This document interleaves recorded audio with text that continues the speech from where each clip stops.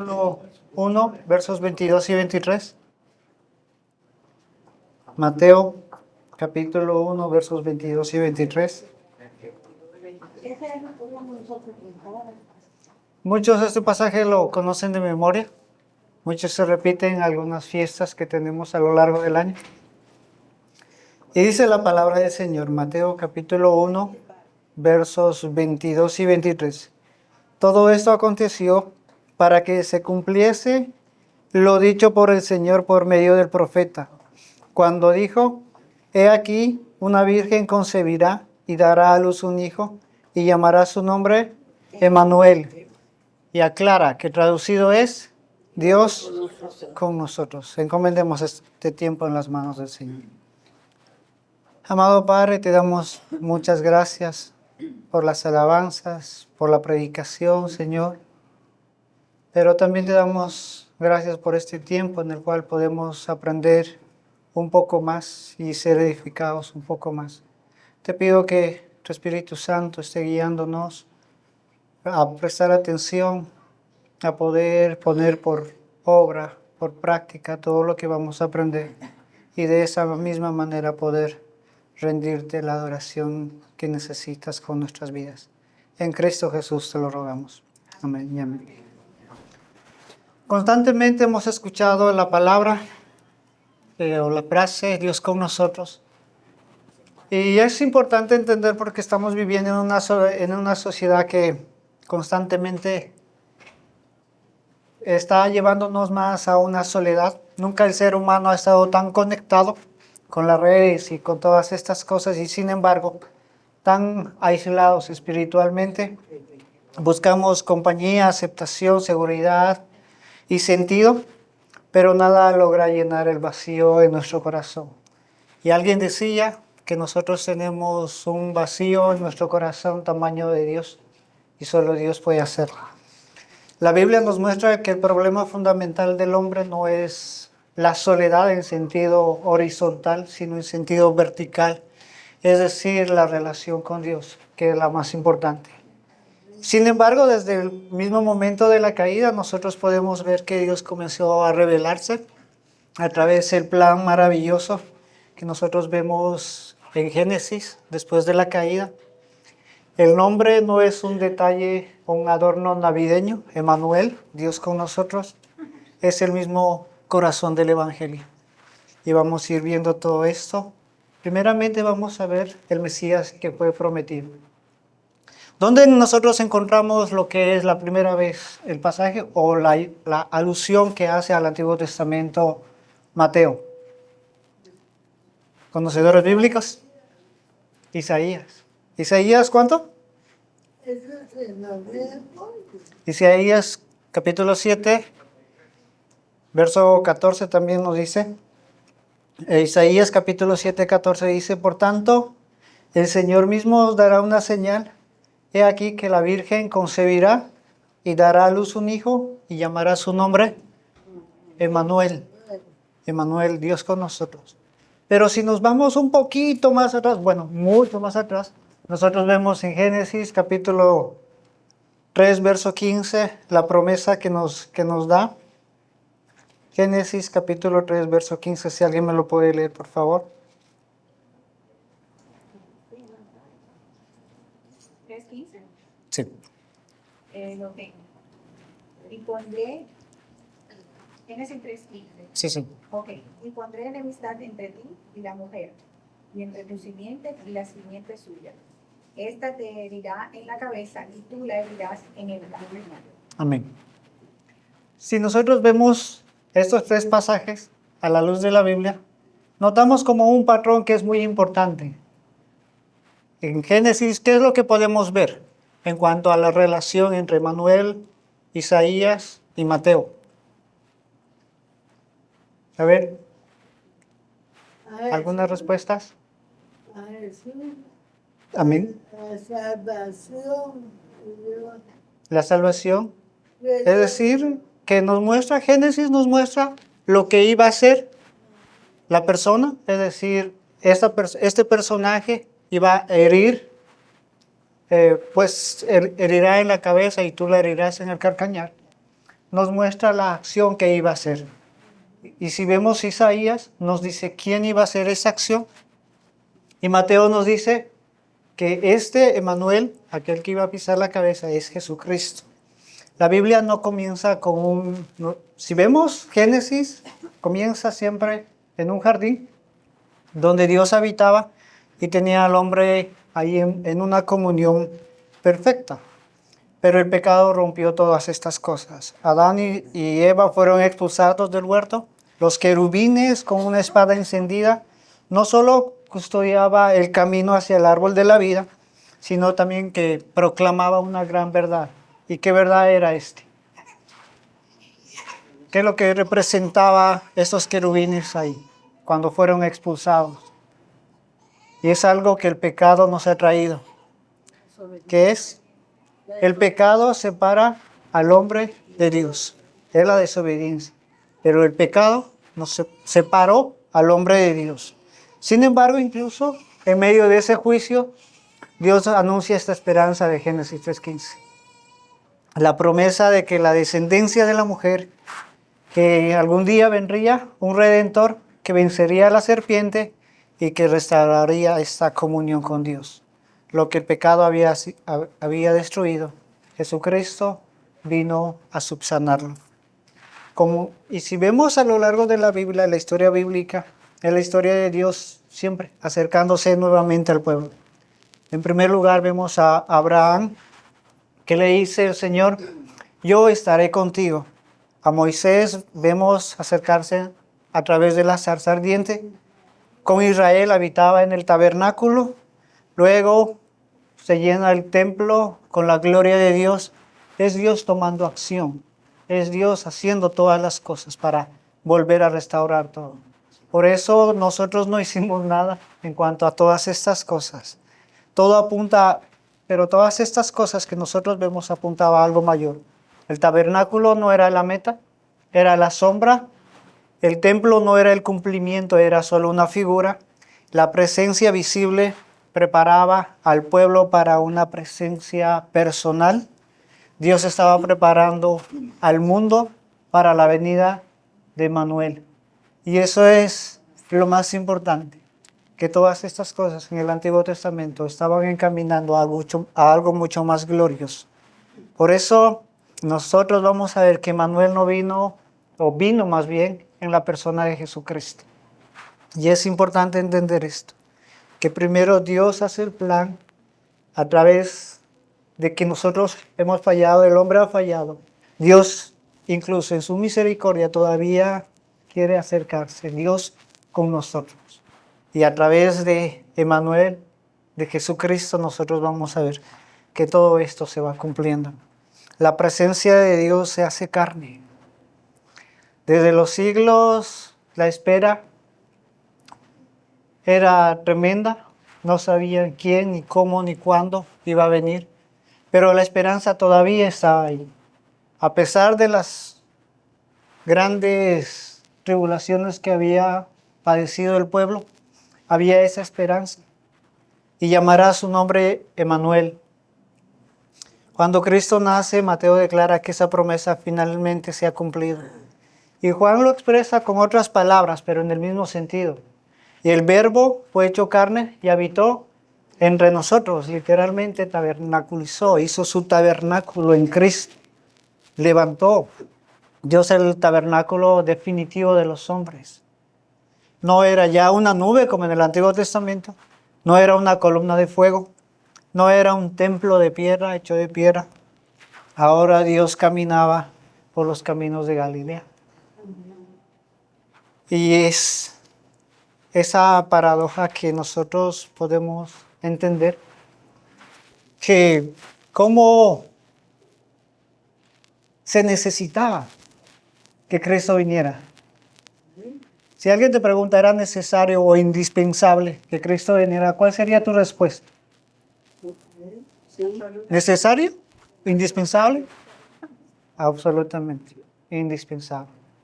Porque esa reconciliación con Dios, esa separación que el pecado produjo, no había otra causa o no había otra manera de poder resolverlo, de poder solucionarlo. Por eso ese hombre tenía, o esa persona tenía que ser hombre, pero también tenía que ser Dios. Y eso es importante poder entender. Esta persona debería o debía nacer de mujer bajo la ley, obedecer perfectamente, sufrir, morir y representar al pueblo. Y nadie podía hacerlo, y solamente Cristo. Por eso cuando pensamos y decimos que somos cristianos, a veces no logramos entender o captar esta verdad. No había otra opción.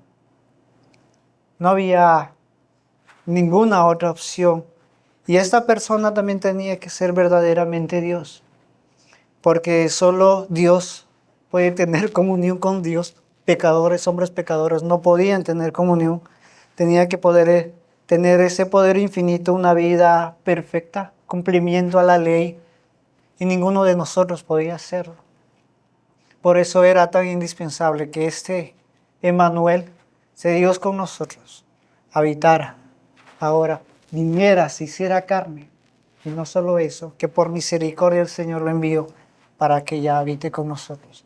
Y eso va a ser perfectamente en la eternidad cuando Él venga, cuando nosotros tengamos esa perfecta comunión con Él.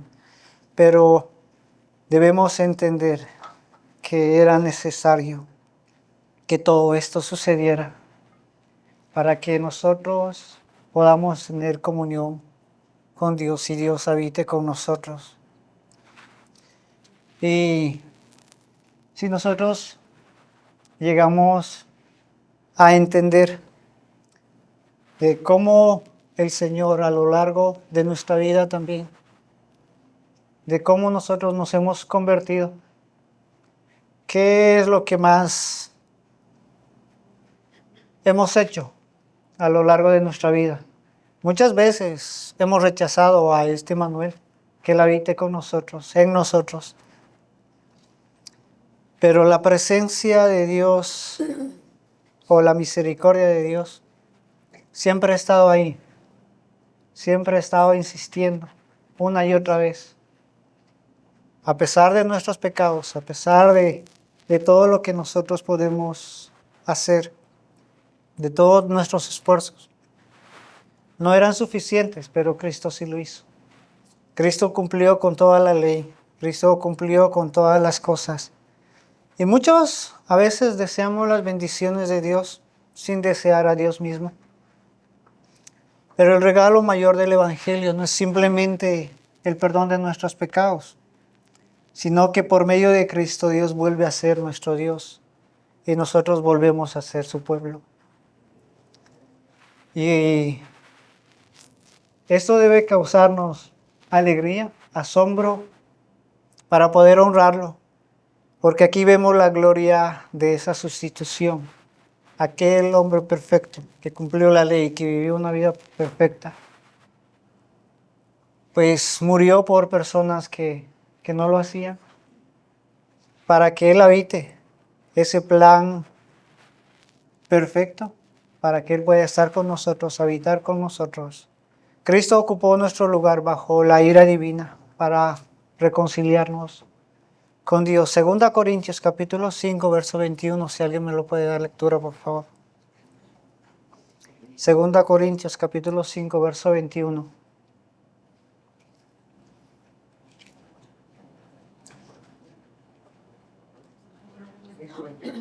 Amén.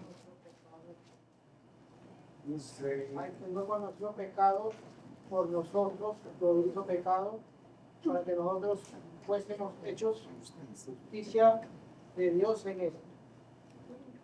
Para que nosotros fuéramos hechos justicia de Dios.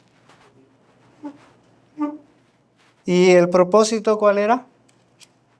Que Dios habitara con nosotros. Para que nuevamente esa relación que había sido rota desde el Edén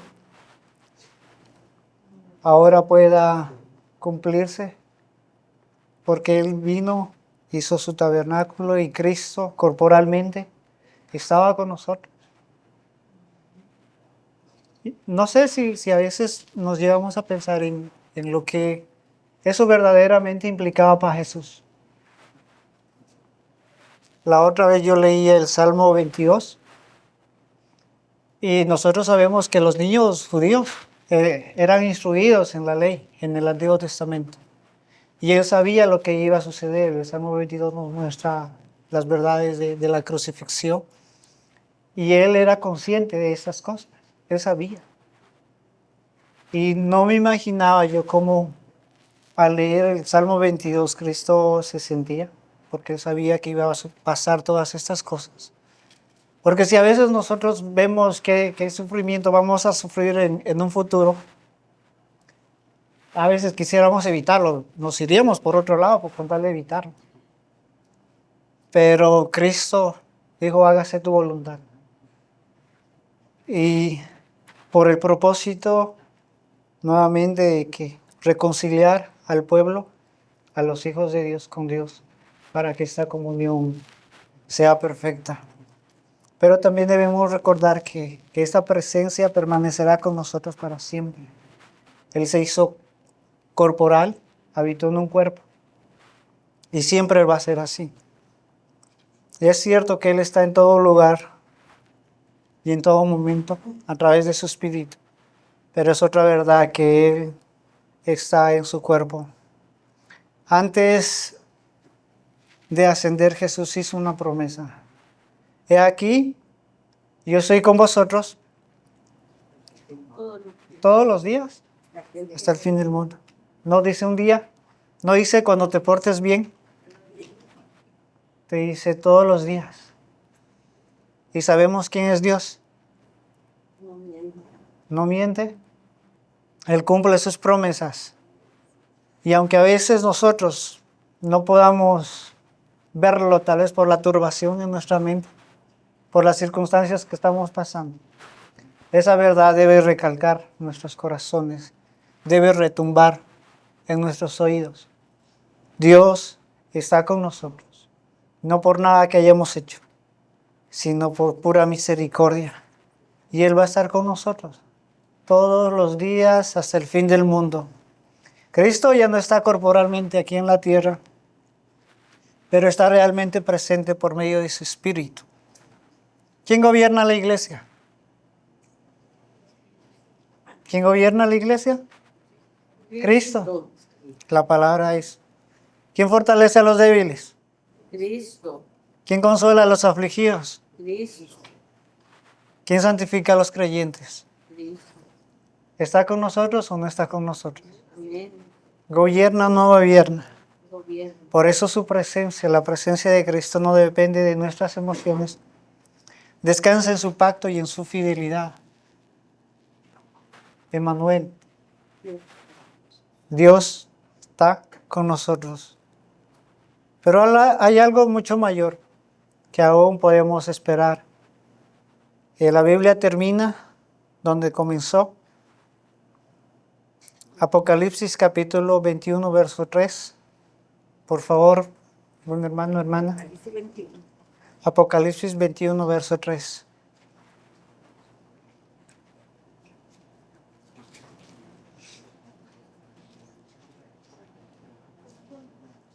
Y oí una gran voz del cielo que decía: He aquí el tabernáculo de Dios con los hombres, y Él morará con ellos, y ellos serán su pueblo, y Dios mismo estará con ellos como su Dios.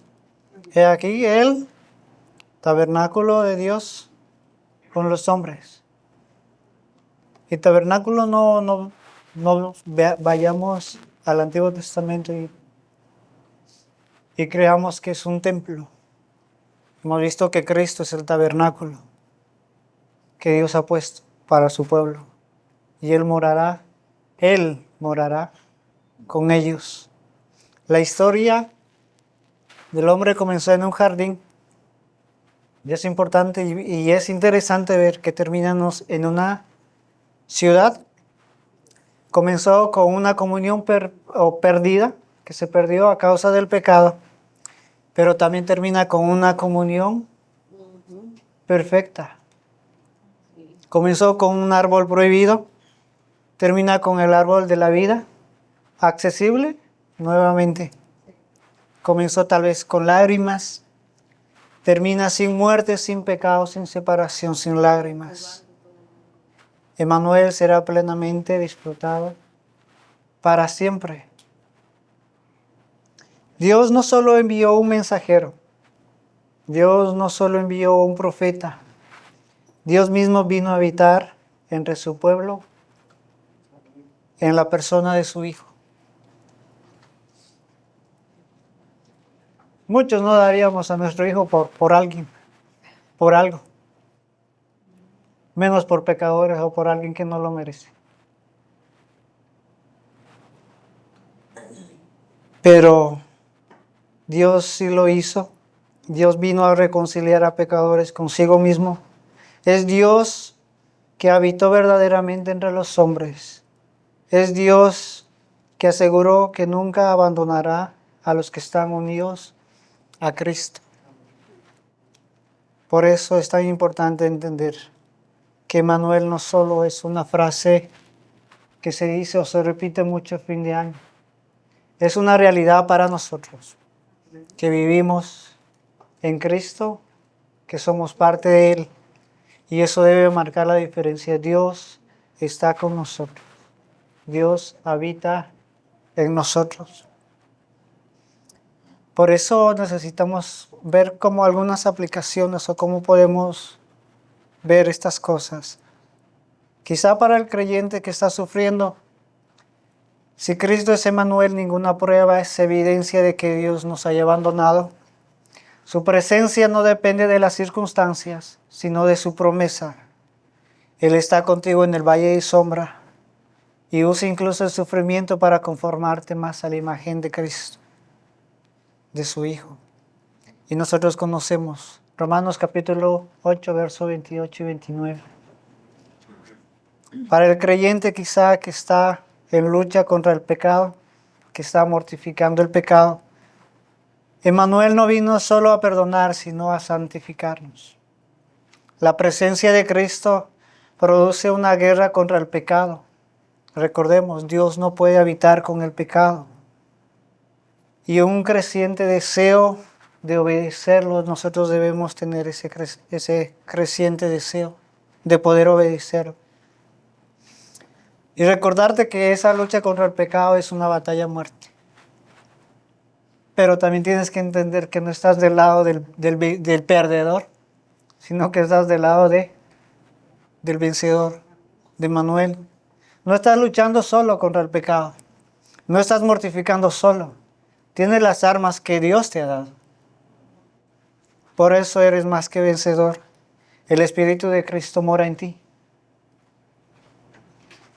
Para la iglesia en general, la mayor necesidad de la iglesia no es más entrenamiento, quizá estrategias, recursos, sino vivir conscientemente de la presencia de Dios en medio del pueblo. Una iglesia puede tener actividades sin presencia en el Señor, pero no tendrá el poder espiritual sin Él. Por eso es importante entender que es Cristo quien debe guiar, dirigir y suplir las necesidades del pueblo de la iglesia. Y quizá para el incrédulo, el problema más profundo de la vida no es lo económico, no es lo familiar, ni muchas veces lo emocional. Es que está separado de Dios por causa de sus pecados. Pero la buena noticia es que Dios ha ofrecido, vino en la persona de Jesucristo para reconciliar consigo mismo. Hoy Emmanuel te llama al arrepentimiento y a la fe. Qué glorioso es nuestro Señor Jesucristo, que cuando muchas veces nosotros lo hemos rechazado, muchas veces lo hemos dado la espalda, pero su promesa está ahí. Y no debemos estar tristes, sino más bien debemos gozarnos, porque Él va a cumplir su promesa. Emmanuel vino, habitó con nosotros, está habitando ahora con nosotros. Como en forma de conclusión, a lo largo de todo lo que hemos visto de Emmanuel y de todo lo que ya conocemos a lo largo de la vida cristiana, Toda la Biblia puede resumirse en una sola frase. Dios quiere habitar con su pueblo. De hecho, habita con su pueblo. Él fue el propósito en el Edén. Ese fue el significado del tabernáculo. Ese fue el mensaje de los profetas. Ese fue el triunfo de la cruz. Ese fue el milagro de Belén. Ese es el consuelo de la iglesia. Esa es la gloria de la vida eterna, de la eternidad. La mayor bendición del cielo no son las calles de oro. O a veces, como muchos decimos, quiero ir al cielo para no trabajar. No es dejar de hacer las cosas. No es estar sin hacer nada. No es tenerlo todo ahí al alcance de la mano. La mayor bendición será que nosotros vamos a ver el rostro de Emmanuel. Ese debe ser nuestro consuelo, ese debe ser la meta. No importa cuánto estemos, muchas veces un paso adelante y un paso atrás. O a veces un paso adelante y dos atrás. Pero seguimos en el camino. El Señor está con nosotros. Vamos a disfrutar de su presencia para siempre, de esa comunión con Dios. Esa promesa que causa en tu corazón alegría, dicha, gozo, paz. Entonces debemos seguir adelante. Mientras el mundo está buscando llenar el vacío de sus corazones con cosas pasajeras, con cosas temporales, con cosas terrenales, el Evangelio nos ofrece algo infinitamente superior. Dios mismo habitando en su pueblo. Como enseñaba la tradición reformada, el fin supremo de la redención no es simplemente liberarnos del infierno. Porque muchos, ciertamente, que están en las iglesias, hacen una confesión de fe, una profesión de fe, simplemente por no ir al infierno, porque le tienen miedo. Pero no es simplemente librarnos del infierno, sino restaurarnos a la comunión con el Dios Trino, para que le glorifiquemos y disfrutemos de Él. El fin principal del hombre es glorificar a Dios y conocer de Él y gozar de Él. Que al contemplar a Cristo como Emmanuel, nuestra confianza descanse, no en las circunstancias que son cambiantes, que un momento parecen estar firmes y otro momento no, sino que esta promesa inquebrantable, Dios con nosotros, hoy por gracia y con nosotros para siempre en la gloria. Hoy Dios está con nosotros por gracia, pero un día estará para siempre en la gloria. Bendito sea nuestro Señor. Vamos a orar.